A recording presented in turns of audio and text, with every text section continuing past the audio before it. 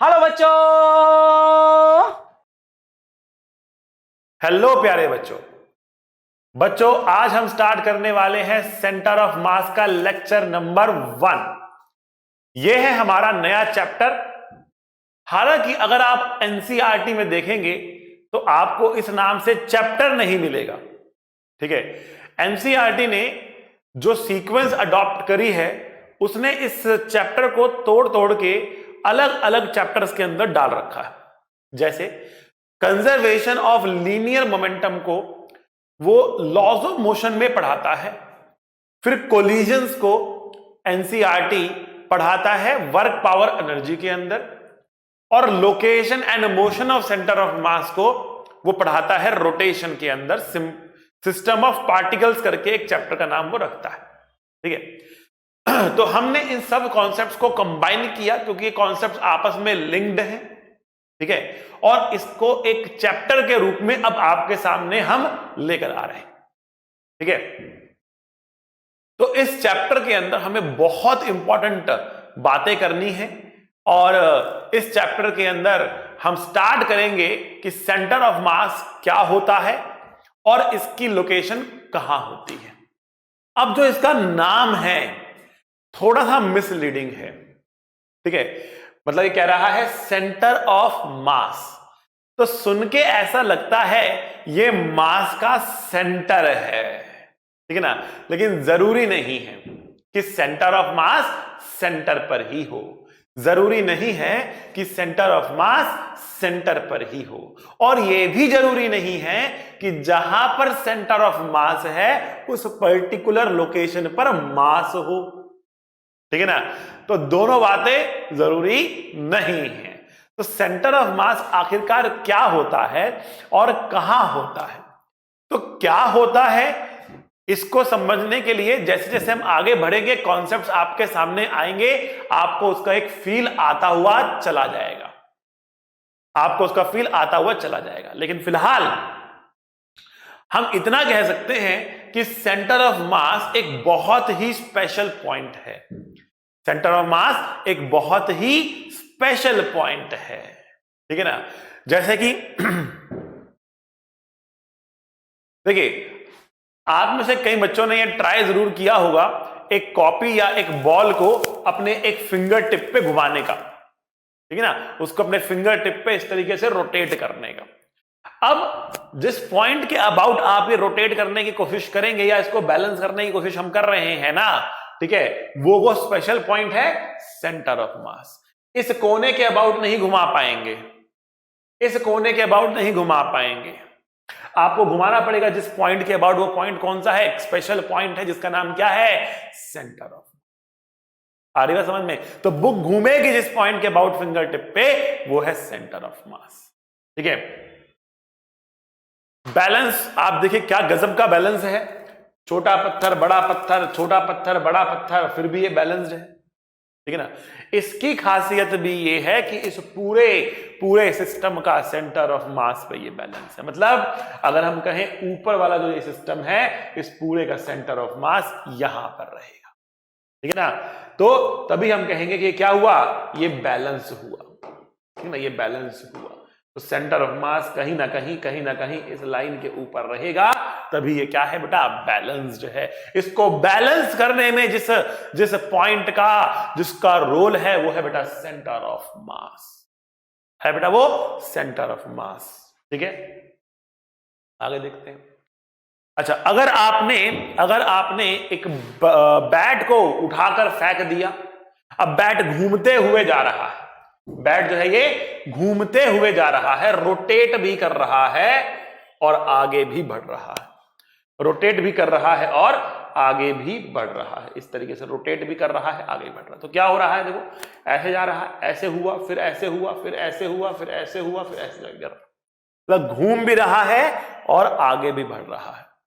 ऐसे में अगर आप किसी पॉइंट का पाथ देखेंगे तो वो बड़ा ही कॉम्प्लिकेटेड सा पाथ आपको दिखेगा। लेकिन अगर आप इस पॉइंट का पाथ देखें तो देखिए आपको दिखेगा कि कुछ यहां पर आया, फिर यहां पर आया, फिर यहां पर, कुछ इस तरीके से पाथ जा रहा है। बड़ा कॉम्प्लिकेटेड सा पाथ है अगर मैंने इस पॉइंट का पाथ ड्रॉ करने की कोशिश करी है तो। लेकिन मैंने आपके सामने एक बहुत सुंदर पाथ भी ड्रॉ किया है, और वो पाथ कौन सा है बेटा? देखिए डॉटेड पाथ है पैराबोला, ठीक है ना। तो डिफरेंट पॉइंट्स बहुत ही कॉम्प्लिकेटेड पाथ पे चल रहे हैं, लेकिन एक स्पेशल पॉइंट है जो कि एक बहुत ही सिंपल पैराबोला पे जा रहा है। एक बहुत ही सिंपल पॉइंट है, स्पेशल पॉइंट है जो कि एक सिंपल पाथ पे जा रहा है, जिसका नाम क्या है बेटा? पैराबोला। क्या बोला? पैराबोला, ठीक है ना। तो पैराबोला पाथ पे जा रहा है, ठीक है ना। तो ये मैंने कुछ खासियत दिखाई है आपको इस स्पेशल पॉइंट की, इस स्पेशल पॉइंट की कुछ खासियत दिखाई है। अगर बुक घुमानी है तो वो उसी सेंटर ऑफ मास वाले पॉइंट के ऊपर रखकर आपको घुमानी पड़ेगी। अगर बैलेंस करना है तो उसी सेंटर ऑफ मास के पॉइंट के अबाउट बैलेंस करना पड़ेगा। अगर आप एक ऑब्जेक्ट को घुमाकर फेंक रहे हो तो भी सेंटर ऑफ मास जो स्पेशल पॉइंट है वो एक सिंपल पाथ पे जाएगा।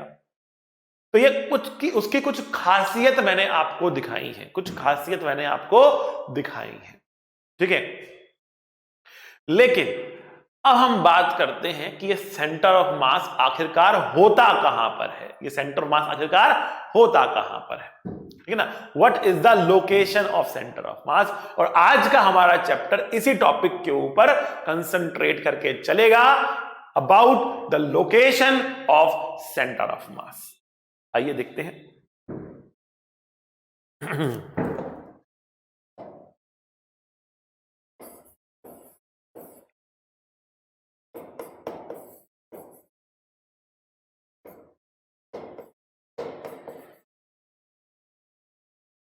लोकेशन ऑफ सेंटर ऑफ मास। तो बेटा इसमें हम दो टाइप से लोकेशंस देखते हैं। पहला हम कहते हैं अगर हमारे पास डिस्क्रीट पॉइंट ऑब्जेक्ट्स हैं। अब डिस्क्रीट का मतलब अलग अलग अलग अलग पॉइंट ऑब्जेक्ट्स आपने रखे हुए हैं, ठीक है। तो सेंटर मास कहां हुआ, ठीक है। तो हमने कहा कि मान लिया हमारे पास एक वाई एक्सिस है और एक एक्स एक्सिस है, और हमारे पास इस तरीके से बहुत सारे पार्टिकल्स हैं, अलग अलग पॉइंट पे रखे हुए हैं स्पेस पे, बहुत सारे पार्टिकल्स हैं। तो लेट अस से इसका मास है m1 और ये रखा है कहां पे? x1, y1। अब z1 भी ले सकते हैं, z एक्सिस की बात भी इन्वॉल्व करते हैं तो कोई फर्क नहीं पड़ता उससे। ये मास m2 मान लेते हैं और इसका लोकेशन है x2, y2। ऐसे करते करते हमारे पास बहुत सारे पार्टिकल्स हैं। तो मान लिया हमारे पास n पार्टिकल्स हैं, तो इसका मास क्या हुआ? mn। लोकेशन हुई हमारे पास xn, yn। Then what is the x and y coordinate of center of mass? तो हम कहते हैं the x coordinate of center of mass xcm is given by, ठीक है, it is equals to m1 x1 plus m2 x2 plus dot dot dot plus mn xn divided by m1 plus m2 plus dot dot dot plus mn. So xcm is equals to m1 x1 m2 x2 dot dot dot mn xn divided by m1 plus m2 dot dot mn. ये हमारे पास xcm हो गया। मतलब ये क्या है? ये है x coordinate of centre of मास। क्या कहेंगे इसको बेटा? लिखेंगे x कोऑर्डिनेट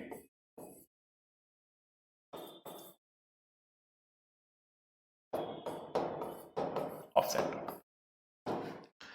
ठीक है। तो ये जो पॉइंट है यहां से हमें वो स्पेशल पॉइंट निकल कर आएगा। इसी पॉइंट पर वो स्पेशल पॉइंट क्यों है, इसी लोकेशन पर वो स्पेशल पॉइंट क्यों है बेटा, ठीक है। अब हम ये समझने की करेंगे कोशिश बट कुछ जादू हो गया है वापस से। चलिए वापस आते हैं। यहां पर कुछ कुछ चीजें हैं जो अपने आप कभी कभी घटित हो जाती हैं, कभी कभी हमारे सेटअप में थोड़े से भूत आ जाते हैं, ठीक है ना, और कुछ भन्नाट कर देते हैं, ठीक है। खैर आइए वापस।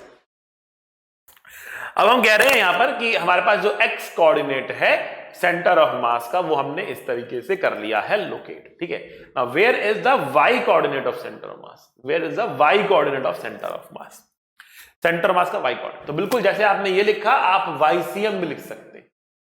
YCM will be m1 y1 plus m2y2 plus mny divide by m1 plus m2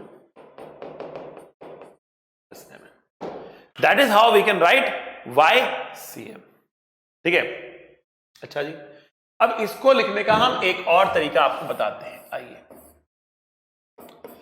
सम्मीशन, देखिए हो क्या रहा है, हम यहां पर m और x जो मास है उसको उसके x कोऑर्डिनेट से मल्टीप्लाई कर रहे हैं और उसको जोड़ रहे हैं। तो जोड़ने के लिए हम जिस मैथमेटिकल टूल का इस्तेमाल कर सकते हैं उसका नाम है बेटा सम्मीशन। ऐसे लिखते हैं इसको। अब इसको लिखेंगे सम्मीशन mi xi,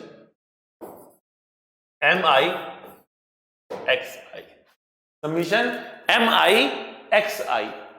ठीक है ना, यहां पर i की जो वैल्यू आपको रखनी है 1 से लेकर n तक रखनी है।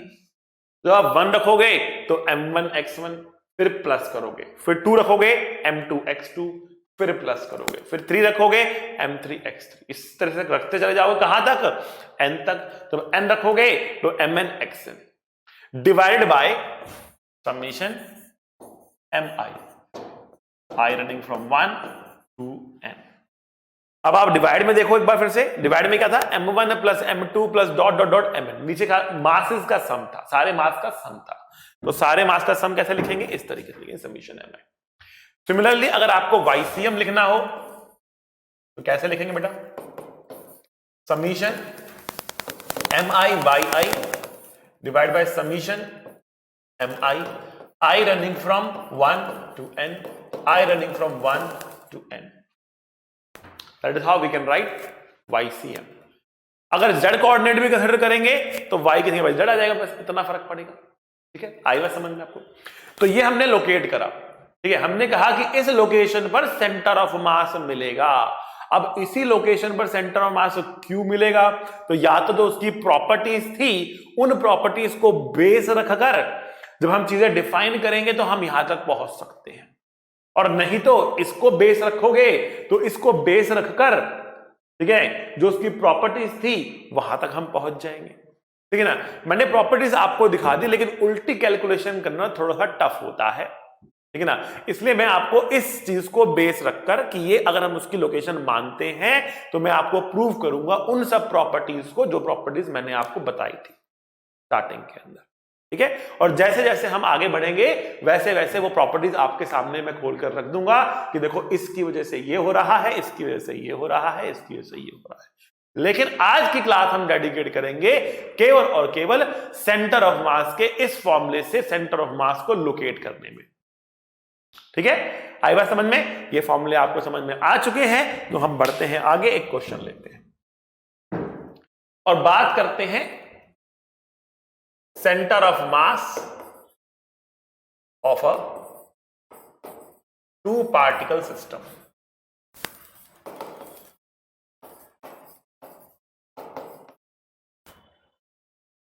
Centre of mass of a 2 particle system. 2 particle system का सेंटर ऑफ मास कहां होगा, इस बात को हम निकालने की करते हैं कोशिश।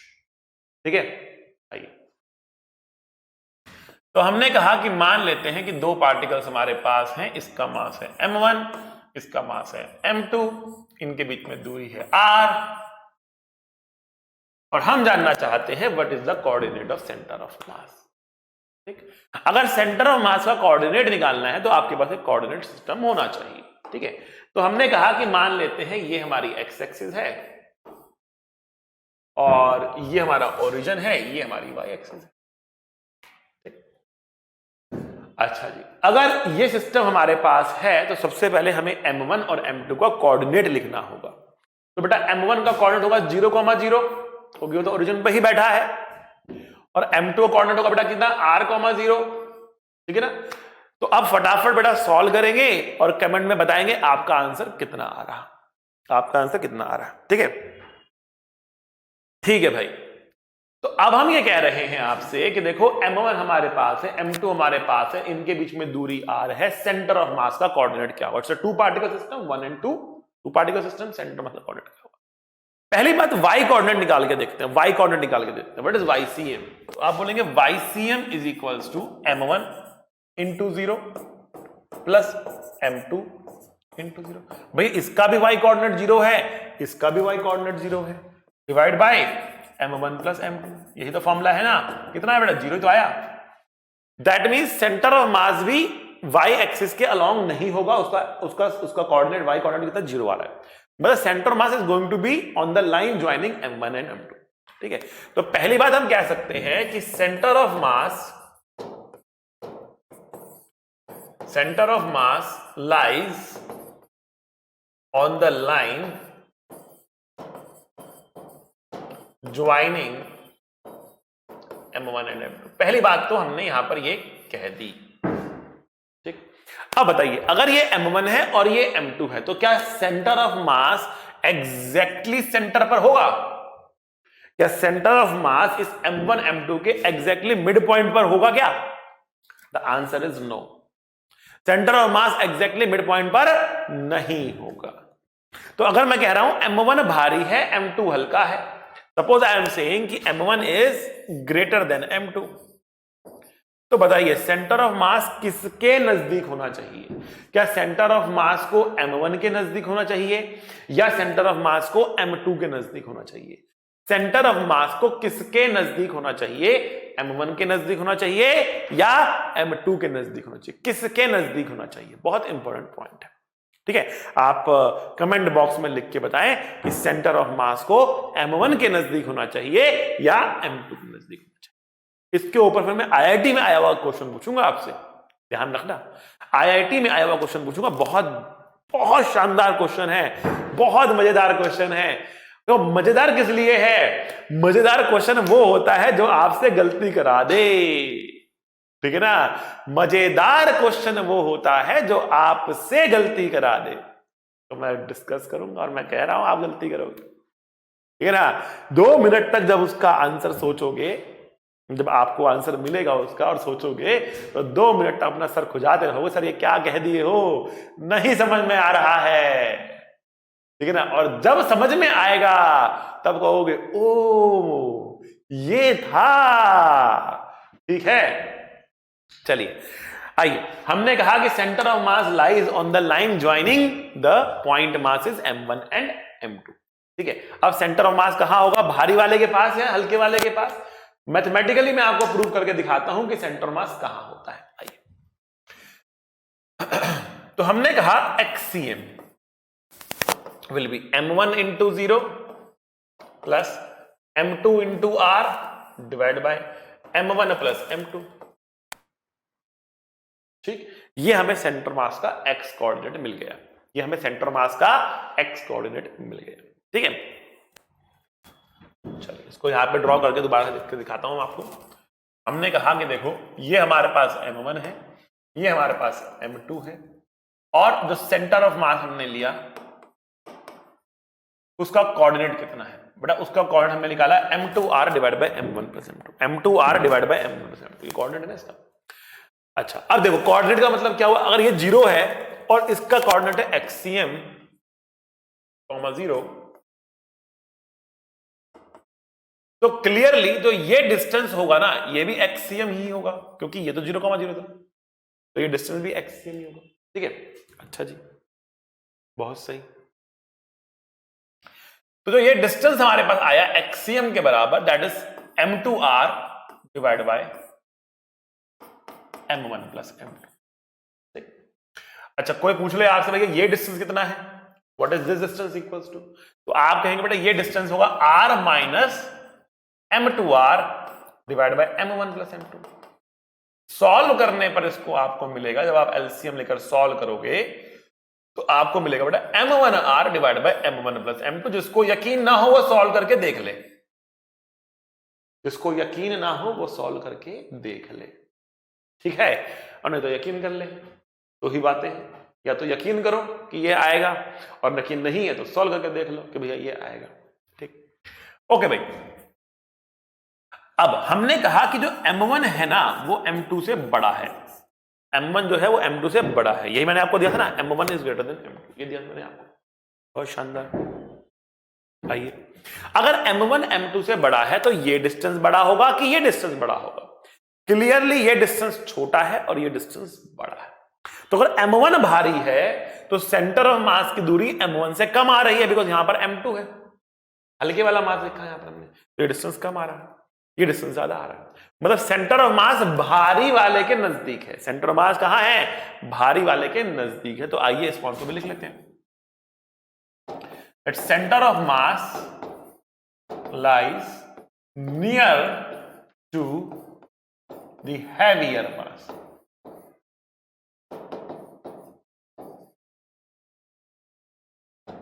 Center of mass lies near to the heavier mass. Centre mass जो है वो हैवियर मास के नजदीक लाई करेगा, ठीक है ना। सेंटर ऑफ मास कभी भी भारी वाले हल्के वाले के पास नहीं होगा, भारी वाले के पास होगा। अगर दोनों का मास बराबर होगा तो बीचों बीच हो जाएगा, तो बीचों बीच हो जाएगा। If you have identical masses तो बीचों बीच हो जाएगा, सिमेट्री से भी बोल सकते हो आप। लेकिन अगर एक भारी है एक हल्का है, centre mass will be near to the heavier mass, ठीक है। बहुत बढ़िया, आगे बढ़ते हैं। अब आपको इन फॉर्मूलास को करना है याद। कैसे याद करोगे? आप कहोगे देखो m1 से दूरी क्या है, m1 से कितना दूर है, तो आप कहोगे m2 लिखा आपने। m2 का मतलब क्या हुआ? डिस्टेंस फ्रॉम m1 के लिए आपने ऊपर क्या लिखा? m2, दूसरे वाला मास। तो आप बोलोगे it is opposite mass,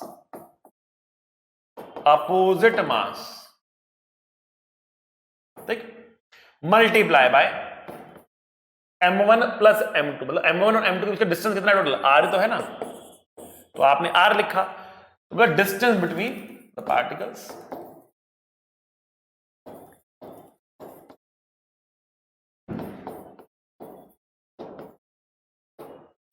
divide by total mass. तो व्हाट इज mx1? किसी भी एक पार्टिकल से सेंटर मास की दूरी क्या होगी? तो आप कहेंगे opposite mass, distance between them divide by total mass. अब इसको करना है याद आपको इस तरीके से, ठीक है। बहुत सिंपल तरीका बता दिया मैंने आपको, बहुत सिंपल तरीका, ठीक है। तो आप क्या बोलोगे? Opposite mass, distance between them divide by total mass. Okay, ठीक है, चलो समझ गए, बढ़े आगे। छोटा सा प्रश्न कर लो। टिंग टिंग, ये मास हमारे पास है m, इसको लेके हमने कितना? 4m, डिस्टेंस लेके हमने कितना?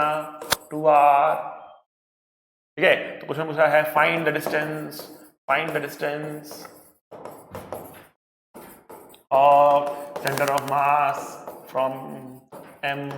आइए करते हैं इसको। m से सेंटर मास की दूरी क्या होगी? तो हमने कहा m से सेंटर मास की दूरी होगी xm, कितना होगा? अपोजिट मास, अपोजिट मास कितना है? अपोजिट मास 4m है। डिस्टेंस बिटवीन देम कितना है? डिस्टेंस r है। टोटल मास कितना है बेटा? m प्लस 4m है। तुरंत हमारा आंसर निकलेगा, कितना आ रहा?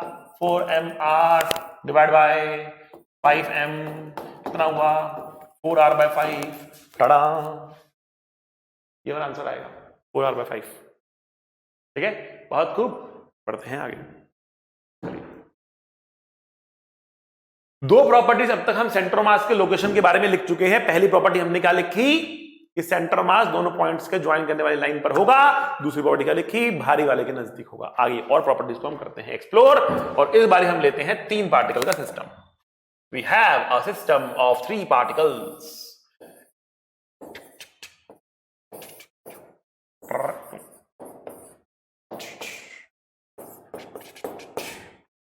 सपोज यहां पे मास रखा है m, यहां पे मास रखा है m, यहां पे मास रखा है 2m, ठीक है। रेडियस है r, डिस्टेंस है r, r and r, equilateral triangle हो गया ये, ठीक। Find the coordinate of centre of mass. Centre of मास का निकालना है कोऑर्डिनेट, सेंटर ऑफ मास का निकालना है कोऑर्डिनेट, ठीक है। आइए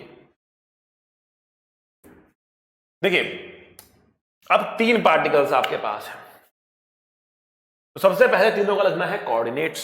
इसका है 0,0, इसका है कितना? r,0, इसका कितना होगा? ओके, तो हमने कहा देखो ये एंगल कितना है? 60 डिग्री है ना। बहुत खूब, बहुत खूब। ये कितना है हमारा? r/2 है। बहुत खूब। एकदम बीचों बीच, ठीक है। ये कितना होगा, ये कितना होगा, तो हमने बोला कि 60 डिग्री है, इसको x मान लेते हैं, इसको x मान लेते हैं। बड़ा इस ट्रायंगल के अंदर ये हाइपोटेन्यूज, ये परपेंडिकुलर अपॉन हाइपोटेन्यूज कितना होता है, कितना होता है, ये होता है sin थीटा, sin 60 डिग्री, ठीक है। तो x की वैल्यू आ गई r sin 60 का √3/2, r √3/2। इसका जो कोऑर्डिनेट आ रहा वो आ रहा r/2 x कोऑर्डिनेट, और जो y कोऑर्डिनेट आ रहा वो कितना आ रहा है, r √3/2। समझे कि नहीं समझे? समझ गए? समझ को समझो, समझना भी एक समझ है। समझ के जो ना समझे, मेरी समझ में वो ना समझ है, ठीक है। आइए r/2 coma r √3/2, r/2 coma r √3/2, ये हमें कोऑर्डिनेट मिल चुका है। आइए xcm कितना होगा, xcm, तो इसका मास कितना m, इसका x कोऑर्डिनेट कितना 0 प्लस इसका मास कितना m, इसका कोऑर्डिनेट कितना r प्लस इसका मास कितना 2m, इसका कोऑर्डिनेट कितना r/2 divide by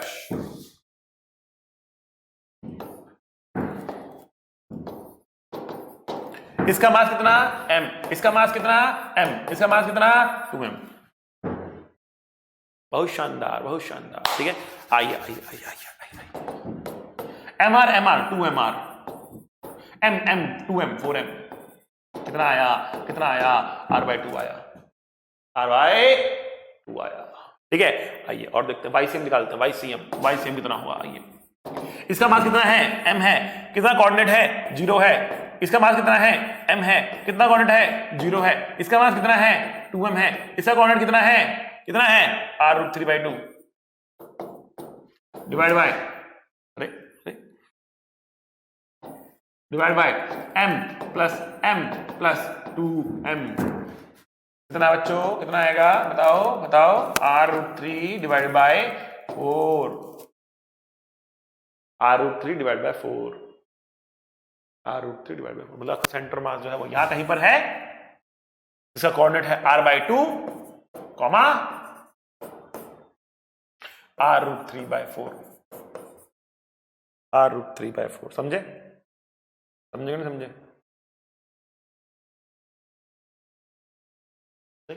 r √3/4। But इससे हमें कौन सी प्रॉपर्टीज मिलने वाली हैं, आइए समझाता हूं। देखो पहले प्रॉपर्टी बताता हूं, फिर करके वेरीफाई करके दिखाऊंगा।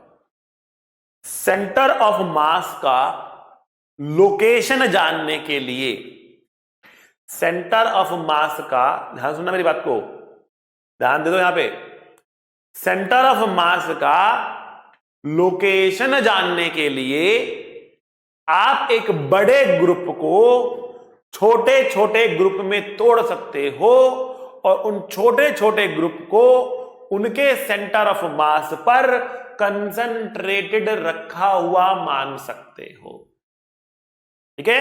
मैं लिख के समझाता हूं मैं क्या कह रहा हूं। To find the location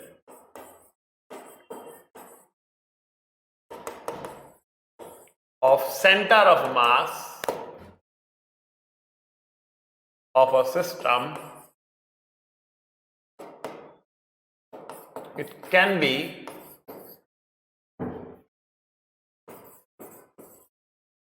broken into smaller systems, and those smaller systems can be assumed to be placed at, assumed to be concentrated बोलते हैं, बेटर रहेगा, concentrated, to be concentrated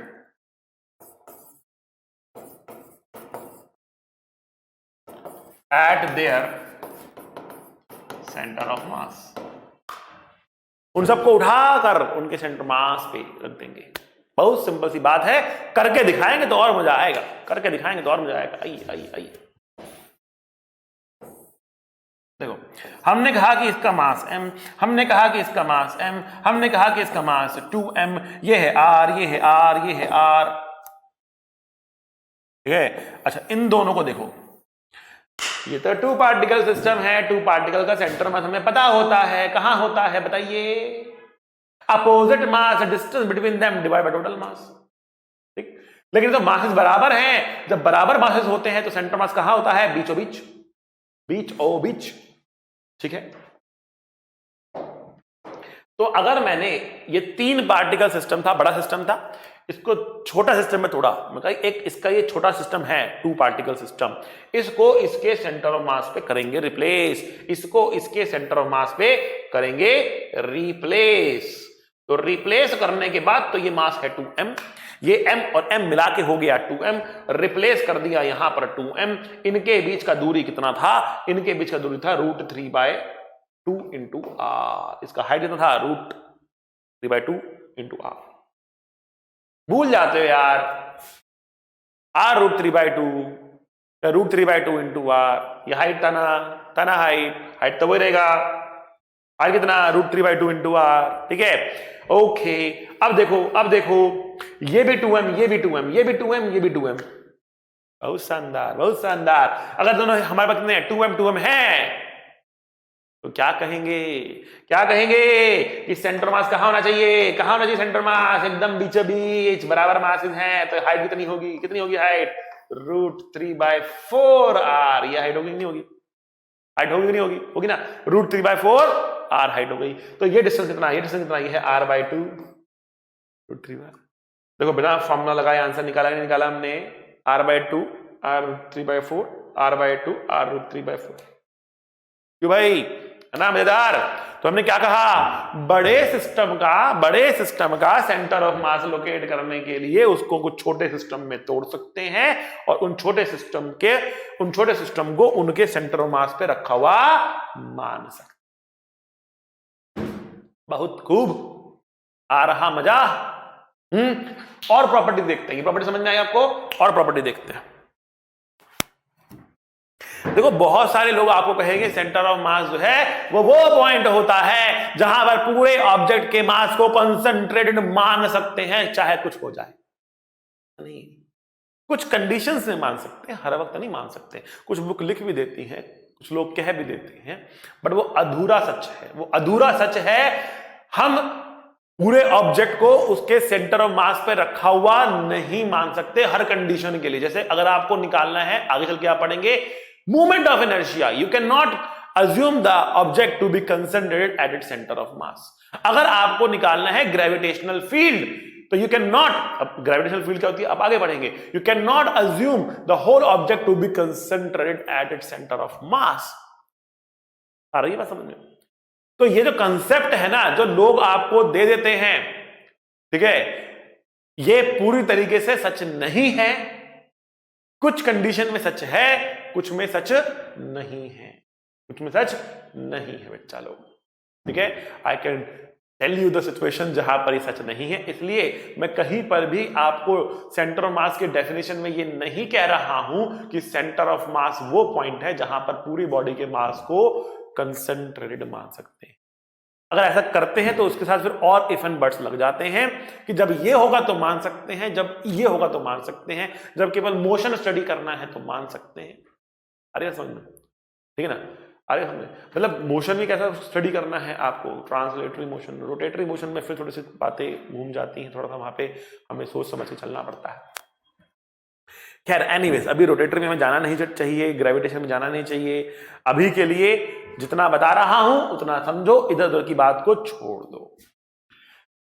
cup के अंदर चाय अगर आपको डालनी है तो पहले कप का खाली होना जरूरी है। अब कप जो है ऊपर तक भरा हुआ है, उसमें और चाय डालोगे तो चाय बाहर गिरेगी, कप में नहीं जाएगी। तो इसे कहते हैं बेटा एम्प्टी और कप। अपने दिमाग के कप पर खाली करना पड़ेगा। इधर उधर से जो आपने सीखा है पहले उसको थोड़ा सा देर तक के लिए साइड करना पड़ेगा, तो साइड कर दो, ठीक है ना? Let me pour the tea in it, ठीक है ना? Let me pour the tea in it, ठीक है, ओके। आइए देखिए इसी एग्जांपल से और समझाता हूं आपको क्या कहना चाहता हूं मैं। देखो हमने कहा कि देखो ये मास m है, ये मास m है, ये मास 2m है और सेंटर ऑफ मास यहां पर लाई कर रहा है कि नहीं? अरे हाँ ना बोल। ओके अब बताओ कि जो ये एक्सिस है क्या ये एक्सिस ऑफ सिमेट्री है? Axis of symmetry. अरे हाँ ना बोल। हाँ भाई क्या ये एक्सिस सिमेट्री है कि नहीं है? बता मुझे। तो बिल्कुल ये एक्सिस सिमेट्री है। जैसा इसके लेफ्ट में वैसा इसके राइट में, जैसा इसके लेफ्ट में वैसा इसके राइट में। तो क्या है ये है एक्सिस ऑफ सिमेट्री।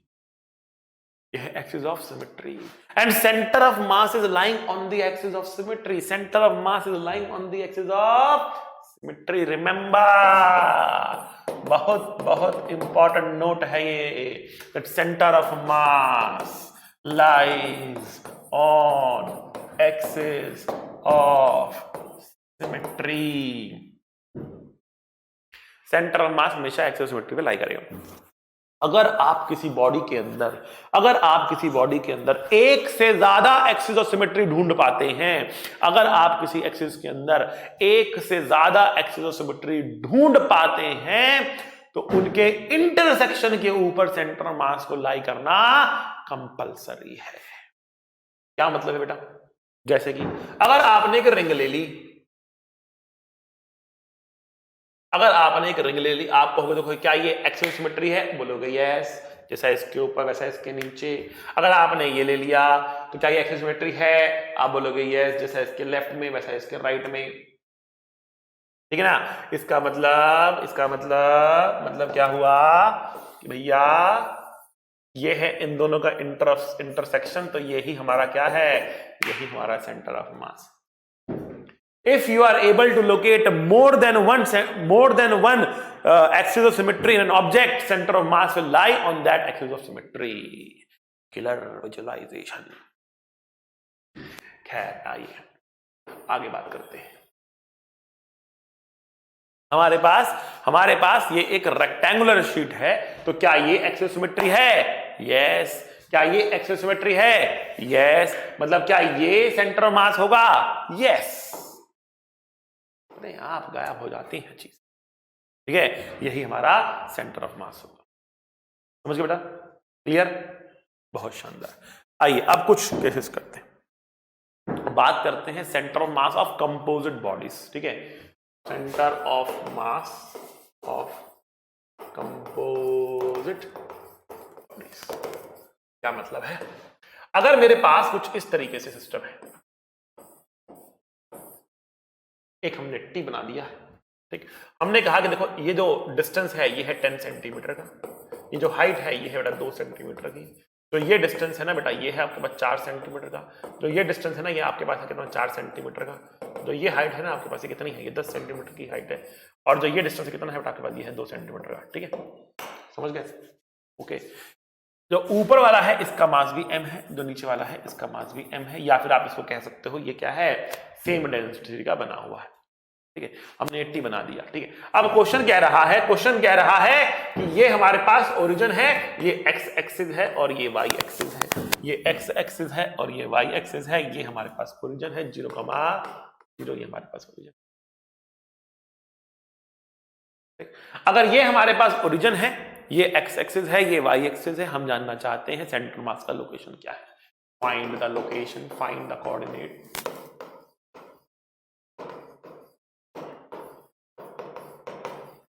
आप मुझे बताइए, बिना सॉल्व करे आप मुझे बताइए कि centre of mass x axis पर लाई करेगा कि वाई एक्सिस पर लाई करेगा? एक्स पे लाई करेगा कि वाई पे लाई करेगा, या कहीं और लाई करेगा? ना एक्स पे ना वाई पे, कहीं और। ठीक है, तो आइए देखिए, क्या x axis axis of symmetry है? नहीं। जैसा इसके नीचे वैसा इसके ऊपर नहीं है। बट क्या Y axis axis of symmetry है? जैसा इसके लेफ्ट में वैसा इसके राइट में है। तो आप कहेंगे कि हाँ है, Y axis axis of symmetry है। अब क्योंकि Y axis axis of symmetry है, इसीलिए हम क्या कह सकते हैं?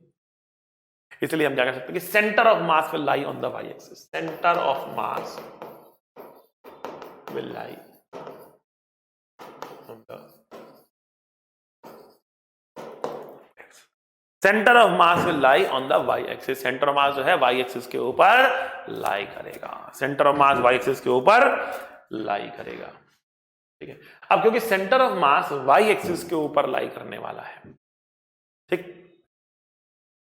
क्योंकि सेंटर ऑफ मास जो है वो वाई एक्सिस के ऊपर लाई करने वाला है, ठीक है। तो हम यहां पर क्या कह सकते हैं, हम पता है एक्स कोऑर्डिनेट तो 0 आ गया, अब वाई कोऑर्डिनेट निकालना है। तो वाई कोऑर्डिनेट के लिए हम क्या करेंगे, हमारे पास 2 रॉड्स है, एक रॉड तो ये वाली है, एक रॉड ये वाली, एक रॉड ये वाली है, एक रॉड ये वाली है। इसको इसके सेंटर मास पे, नीचे वाले को उसके सेंटर मास पे रखेंगे। तो ऊपर वाले का जो सेंटर मास है भैया वो तो यहीं पर ही हो गया ना, ये एक्स एक्सिस है, इसका सेंटर मास तो यही हो गया, इसको यहां रख दिया हमने। नीचे वाले का सेंटर मास इस वाले सेंटर मास से कितना नीचे है, ओरिजिन से कितना नीचे है। अब यहां पे बच्चा करता है गलती, बच्चे को लगता है कि देखो ये क्या है, ये है 10, ये है 1, ये कितना है, ये 1 है ना, ये 10 है, ये 1 है। बच्चा कहता है 5.5 पर होगा, इसका सेंटर मास 5.5 पर होगा। नहीं नहीं, 5.5 पर नहीं होगा। क्यों? आपको केवल इतनी बॉडी का सेंटर मास निकालना, ये तो आपने ऑलरेडी कंसिडर कर ही लिया। अब इतने पोर्शन का सेंटर मास कहां है, तो इतने का सेंटर मास है यहां पे, कहां से, यहां से लेकर यहां तक 5 सेंटीमीटर पर, और 1 ये हो गया। तो कुल मिलाकर इसका मास रख दिया हमने कहां पर, 6 सेंटीमीटर नीचे। 1 m यहां पर, 1 m 6 सेंटीमीटर नीचे। तो इनका कंबाइंड सेंटर मास कहां होगा, इनका कंबाइंड सेंटर मास होगा 3 सेंटीमीटर नीचे।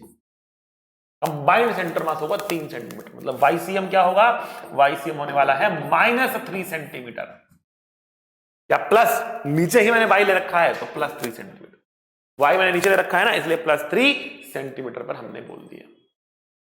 समझ गया बात, कोई परेशानी नहीं? तो ये हमारे पास +3 सेंटीमीटर नीचे आ गया, ठीक है ना, और एक्सियम 0 आ गया, एक्सियम 0 आ गया। समझ गए? ओके, बहुत खूब। आइए अगला क्वेश्चन देखते हैं। इस क्वेश्चन को बेटा आप करेंगे, कमेंट में इसका आंसर मुझे बताएंगे, ठीक है। हमने कहा कि ये एक्स एक्सिस है, ये वाई एक्सिस है, इसका मास m है, लेंथ l है, इसका मास भी m है, लेंथ l है। आपको बताना है कि जो ये ओरिजिन है ना 0,0, ठीक है, आपको बताना है find the coordinate of centre of mass, find the coordinate of centre of mass. कहां से निकालना है ये coordinate, you have to find the coordinate from the X coordinate, Y coordinate निकालना है फ्रॉम क्या, from origin, from origin, origin से निकलता है तो ठीक है।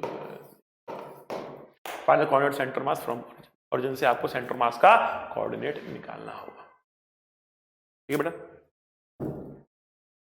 आगे बढ़ते हैं, अब बात करते हैं बेटा centre of mass of truncated objects, truncated,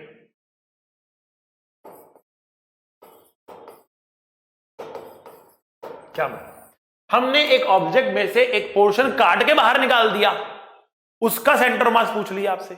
जैसे कि मैंने कहा कि देखो हमारे पास एक स्क्वायर था, इसकी साइड लेंथ a और इसकी साइड लेंथ भी a के बराबर थी। आई बात समझ में आपको? एक्स एक्सिस, ये वाई एक्सिस, ये 0,0, ठीक है। तो ये साइड होगी a/2 और ये भी होगी a/2, ठीक है। तो हमने इस वाले पोर्शन को काट दिया, कट ऑफ। तो अब क्वेश्चन कह रहा है कि जो बचा हुआ पोर्शन है उसका सेंटर ऑफ मास का कोऑर्डिनेट निकालना है। Find the coordinates of centre of mass of the portion left. बचे हुए पोर्शन का सेंटर ऑफ मास का कोऑर्डिनेट निकालना है, बचे हुए पोर्शन का, जो काट दिया उसके साथ जो बचा उसका कोऑर्डिनेट निकालना है, ठीक है। हमने कहा भैया बहुत बढ़िया, कैसे निकालेंगे देखते हैं, आइए चलिए देखते हैं, ठीक है। तो हमने कहा कि जो ये पोर्शन है, अब देखो इसको क्या ना, अगेन बहुत सारी बुक्स और बहुत सारे फैकल्टीज सॉल्व करते हैं काफी अलग अलग तरीकों के साथ, ठीक है। अब इसमें एक कॉन्सेप्ट लगाते हैं कुछ लोग, जिसे हम कहते हैं नेगेटिव मास का कॉन्सेप्ट। वो कहते हैं पूरा मान लो और पूरे में ये नेगेटिव मास लगा के जोड़ दो तो ये हट जाएगा, ठीक है। बट क्योंकि मास नेगेटिव होता नहीं है, तो हमारे पास एक और तरीका है जिससे मैं बताना प्रेफर करता हूं, ठीक है। भाई घटाने से हमेशा सिंपल होता है जोड़ना, घटाने से हमेशा सिंपल होता है जोड़ना। तो मैं जोड़ के समझा दूंगा आपको कि इसका आंसर कैसे आएगा, ठीक है। आइए देखते हैं कैसे। मैंने कहा जो पोर्शन काटा गया है ना उसका सेंटर मास पहले ढूंढते हैं कहां पर है। जो पोर्शन काटा गया है उसका सेंटर मास कहां पर है। बड़ा उसका सेंटर मास का कोऑर्डिनेट होगा a/4, a/4, a/4, a/4।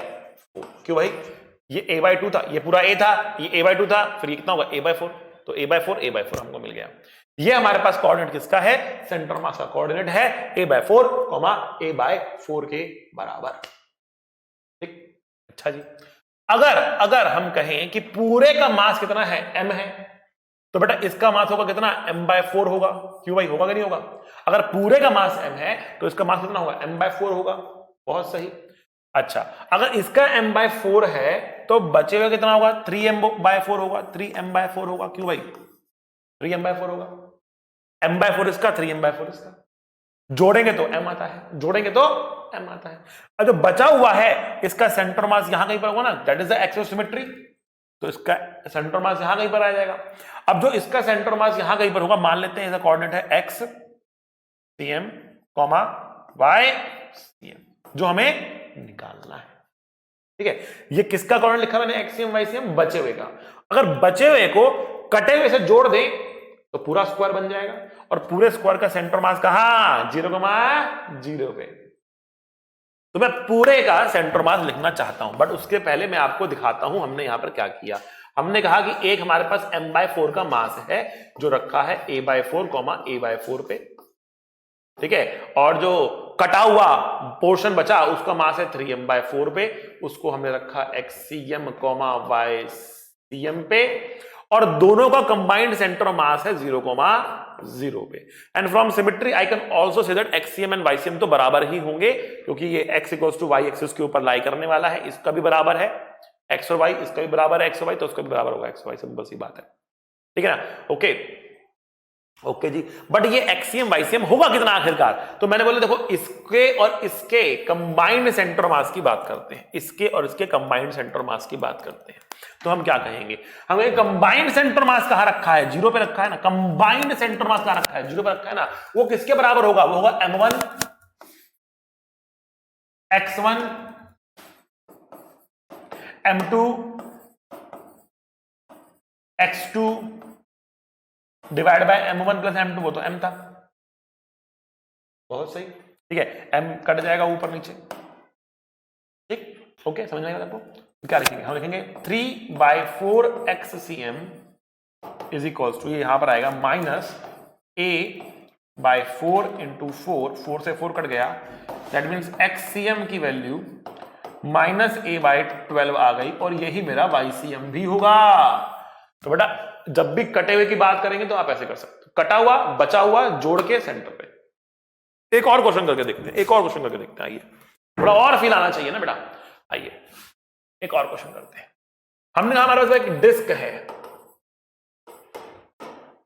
और डिस्क में से एक डिस्क हमने काट ली, तो बड़े वाले डिस्क का रेडियस r, छोटे वाले डिस्क का डायमीटर r, इसको हमने क्या कर दिया, काट दिया, कट ऑफ, ठीक है। तो ये बचा है, ये मच्छर ना बहुत तंग कर रहे हैं हमें, बहुत तंग करते हैं मच्छर, ये बार बार मच्छर आ जाते हैं, ठीक है। खून हो जाएगा तो मेरे हाथ से।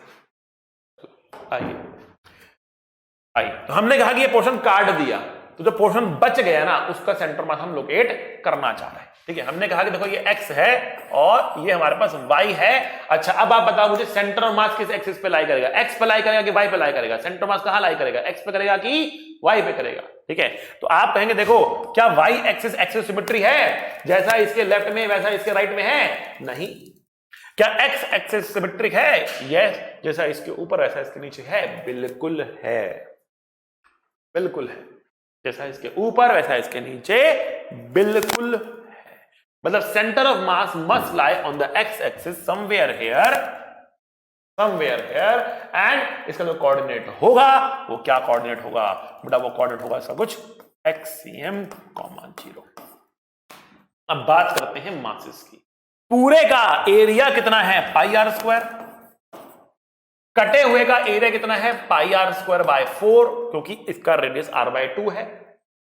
तो पूरे का मास अगर m है तो कटे हुए का मास m बाय 4, बचे हुए का मास m बाय 3m बाय 4, बचे हुए का मास 3m बाय 4। आ रही बात समझ में? मैंने एरिया से कंपेयर किया क्योंकि मास अभी एरिया में फैला हुआ है, ठीक है। मैंने एरिया से कंपेयर किया, मैंने देखो इसका एरिया कितना है 1/4 है, क्योंकि रेडियस आधा है, रेडियस आधा तो 1/4 हो गया एरिया, 1/4 एरिया तो मास भी 1/4 होगा, पूरे का मास m तो इसका m बाय 4, बचे हुए का 3m बाय 4, ठीक है। आई बात समझ में?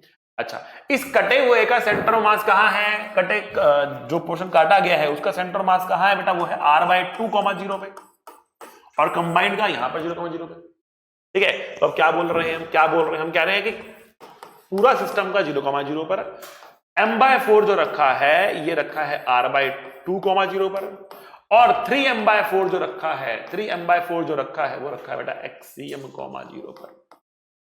और हम एक्सियम निकालना चाह रहे हैं और दोनों को जोड़ के यहां पर आ रहा है। तो मैं पूरे सिस्टम का लिखूं तो पूरे सिस्टम का तो ये है ना, पूरे सिस्टम का तो ये है, तो जब पूरे सिस्टम का जब मैं लिखता हूं यहां पर तो क्या बनेगा ये? तो बेटा ये बनेगा हमारे पास 0 बराबर m/4 into r/2 plus 3m/4 into xcm divide by total mass that is m cut गया, 4 कट गया, x की वैल्यू आ रही कितनी? -r/12। नेगेटिव आ रही मतलब पीछे की तरफ है, अब आप निकाल सकते हैं, बोल सकते हैं, कह सकते हैं, कोई दिक्कत वाली बात नहीं है, ठीक है ना। xcm इक्वल्स टू -r/12 है, -r/12 है।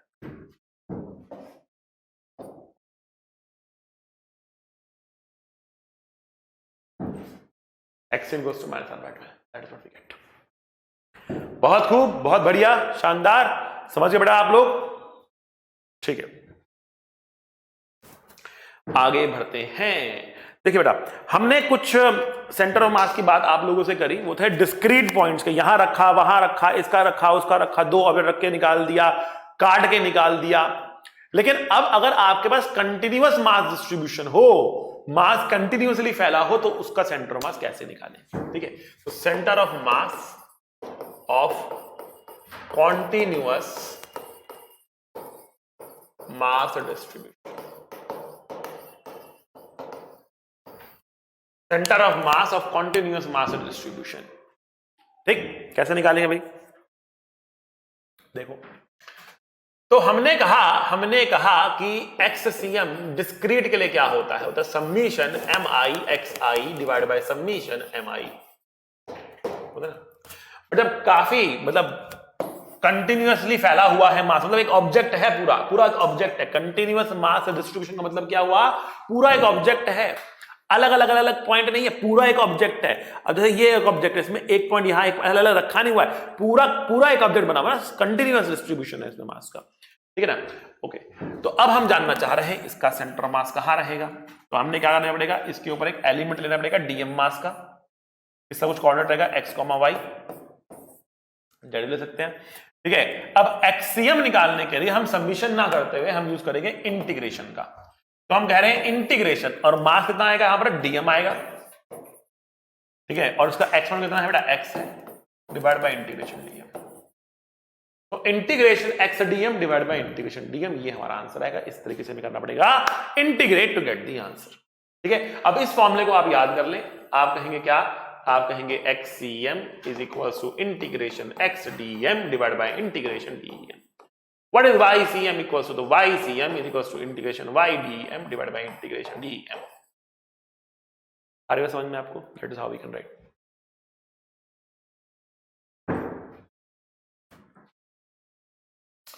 आइए बढ़ते हैं आगे बात करते हैं इसकी और शानदार तरीके से, और बढ़िया बातें हम यहां पर लगाते हैं। ओके, अब हम यहां पे कह रहे हैं कि सपोज हमारे पास एक रॉड है, ठीक है, लेकिन जो ये रॉड है ना, ये यूनिफॉर्म नहीं है, ठीक। या पहले आपको मैं यूनिफॉर्म के निकाल के दिखा देता हूं। मैंने कहा कि मान लिया ये है 0,0 पर, और ये है x एक्सिस, इसकी लेंथ l है, ठीक है ना, मास कुछ इसका m है। हम जानना चाह रहे हैं इसका सेंटर ऑफ मास कहां होगा, तो जो मैंने आपको बताया है आपको पता है इसके सेंटर पर ही होगा, क्योंकि ये एक्सिस सिमेट्री बन जाएगी, इसके सेंटर पर ही होगा, पता ही है आपको। यही वो पॉइंट है जिसके बाद रखेंगे तो ये बैलेंस कर जाएगा, यस और नो, है ना भाई। यही वो पॉइंट है जिसके बाद आप फिंगर टिप पे इसको बैलेंस कर सकते हो, घुमा सकते हो। आ रही समझ में आपको, ठीक है भाई। बट फिर भी निकालना है, एक बार करके देखते हैं हमने फॉर्मूला लिखा वो सही लिखा है, गलत लिखा है, क्या आया, निकाल के देख लेते हैं उसको, ठीक है। तो हमने कहा भैया इसका सेंटर मास कहां पर होगा, इसका सेंटर मास कहां पर होगा, कैसे निकालें। तो हमने कहा यहां से x डिस्टेंस दूर जाएंगे और एक एलिमेंट लेंगे जिसका मास कुछ dm होगा, dx वर्थ का ये एलिमेंट होगा। अब हमें dm निकालना है, हमें dm निकालना, कैसे निकालेंगे, हम बोलेंगे l लेंथ का मास है m, यूनिट लेंथ का मास है m बाई l, और dx लेंथ का मास होगा m by l into dx। इसको हम कह रहे हैं dm, इसको हम कह रहे हैं dm। तो what is dm, dm is equals to m by l into dx, that is equals to d, ये हमारा dm आ गया। तो dm क्या आ गया, m by l into dx हमारा dm आ गया, समझ गए, बहुत खूब। ये अगर हमारा dm है, ये अगर हमारा dm है, ठीक है ना, तो हम क्या कहेंगे, देखो हमने कहा xcm is equals to integration x dm divide by integration dm, ठीक। x कितना, x तो x ही है, dm कितना, m by l into dx हो गया, m by l into dx हो गया, इसका इंटीग्रेशन करना है। और dm का इंटीग्रेशन करके क्या मिलेगा, m ही तो मिलेगा भाई, dm का इंटीग्रेशन करके क्या मिलेगा, m ही तो मिलेगा, m तो दे रखा है आपको, m कट गया। 0 से लेकर l तक करना है इंटीग्रेट, x को हमें 0 से लेकर l तक करना है इंटीग्रेट, तो क्या आएगा हमारे पास बेटा, ये आएगा 1 बाई l तो बाहर आ गया, ठीक है ना, x dx का इंटीग्रेशन x स्क्वायर बाय 2 आ गया, 0 से लेकर l तक आ गया, l स्क्वायर बाय 2 आ गया, L by 2 is the answer. L by 2 is the answer. L by 2 is the answer here. ठीक है, L by 2 is the answer. ठीक है भाई। अगर यहीं पर आपको नॉन यूनिफॉर्म ऑब्जेक्ट मिलता है, नॉन यूनिफॉर्म मतलब इसमें आपको मिलता है linear mass density lambda, that is equals to lambda not into X. Length इसकी L है, टोटल मास आपको दे रखा, ये रखा, ठीक है, और ये 0 है और ये x एक्सिस है। अब लीनियर मास डेंसिटी का मतलब क्या होता है, लीनियर मास डेंसिटी का मतलब क्या होता है, लीनियर मास डेंसिटी, तो लीनियर मास डेंसिटी का मतलब होता है मास पर यूनिट लेंथ, मास पर यूनिट लेंथ होता है इसका मतलब, ठीक है ना, मास पर यूनिट लेंथ, मास अपॉन में लेंथ। अच्छा, अब ये वेरी कर रही है क्योंकि x के साथ क्या कर रही है, वेरी कर रही है, तो इसको हम लिखेंगे बेटा dm by dx, dm by dx मतलब इसका क्या हुआ, अगर हमने x डिस्टेंस पे एक dx विड्थ का एलिमेंट लिया और इसका मास dm है, तो मास dm, length dx, dm by dx is lambda, and it is variable, मतलब अलग अलग x पे इसकी वैल्यू क्या है, अलग अलग है, तो उसका हमने क्या लिखा, लैम्डा नॉट इनटू x लिखा। तो what is dm, dm will be lambda not x into dx, ये हमारे पास dm आ गया। Once we get dm, we have x coordinate as well. So now we can write xcm is equals to integration x dm divided by integration.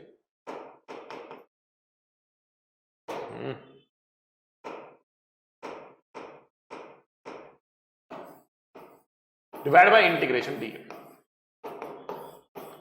अब dm कितना हमारे पास, lambda not x dx, lambda not x dx, ये हमारे पास dm है, x dx divide by integration, dm कितना लिखा है, dm वापस से कितना है, लैम्डा नॉट x dx, तो जो कांस्टेंट होगा वो बाहर निकल के कट जाता है, ठीक है। अब लिमिट क्या रहेगी, 0 से लेकर l, 0 से लेकर l, x स्क्वायर का इंटीग्रेशन होता है x क्यूब डिवाइड बाय 3, 0 से लेकर l, x dx का इंटीग्रेशन होता है बेटा x स्क्वायर बाय 2, 0 से लेकर l, तो ऊपर क्या आएगा, ऊपर आएगा l क्यूब बाय 3, नीचे कितना आएगा l स्क्वायर बाय 2, तो कितना आएगा 2l बाय 3, 2l बाय 3।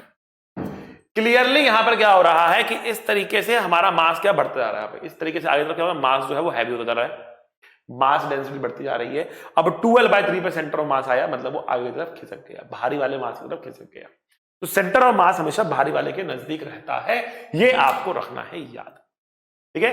इस तरीके से कंटिन्यूअस मास डिस्ट्रीब्यूशन का भी हम आंसर निकाल सकते हैं, डिस्क्रीट का भी आंसर निकाल सकते हैं। अब कुछ फॉर्मूले हैं बेटा जो आपको रखने हैं याद, कुछ फॉर्मूले हैं जो आपको याद रखने हैं, जैसे अगर हमारे पास एक सेमी सर्कुलर रिंग है, semi circular ring, semi circular, तो बताओ क्या इसका सेंटर मास सेंटर पर होना चाहिए? नहीं। क्यों? देखो ये एक्सिस ऑफ सिमेट्री है मान लिया मैंने, लेकिन ये तो एक्सिस ऑफ सिमेट्री नहीं है ना, तो कोई जरूरी नहीं कि यहां पर इसका सेंटर ऑफ मास हो। रादर इसका सेंटर मास थोड़ा ऊपर होता है और इसका सेंटर मास का हाइट होता है 2r/π, 2r/π। याद रखना है आपको, बहुत इंपॉर्टेंट है। आगे आने वाले चैप्टर्स में और इस चैप्टर में भी हम कहीं ना कहीं इसका इस्तेमाल कर रहे होंगे। अगर मेरे पास सेमी डिस्क है, सेमी डिस्क है, आधी डिस्क, बट इसका जो सेंटर ऑफ मास होता है ना वो होता है 4r/3π पे, 4r/3π पे होता है, 4r/3π पे होता है। ठीक है। अगर हमारे पास एक होलो हेमिस्फीयर है,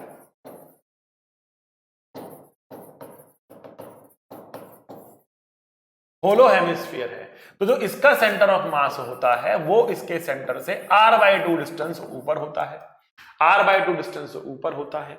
अगर हमारे पास एक सॉलिड हेमिस्फीयर है,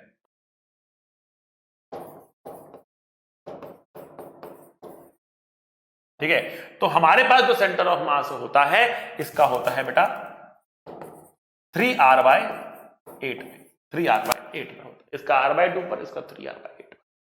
ठीक है। इसी तरीके से अगर हमारे पास एक होलो कोन है,